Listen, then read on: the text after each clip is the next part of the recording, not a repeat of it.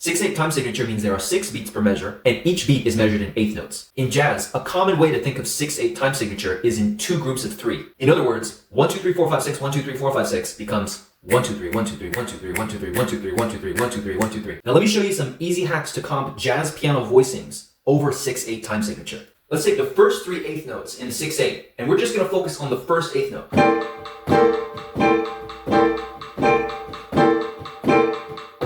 Now let's play the second eighth note in 6/8. Watch what happens when I play it. It adds a bounce.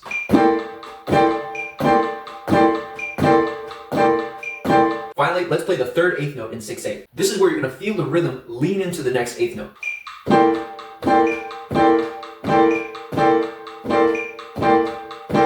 Now maybe you want more variety than just playing the same thing over and over again. Why don't we just play the first and second eighth note, leave out the third.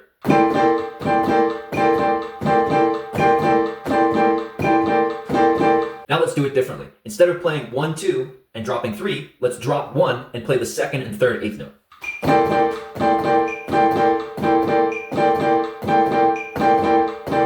Once you get super comfortable with all those rhythms, now you can mix and match those rhythms to create something fun and unique.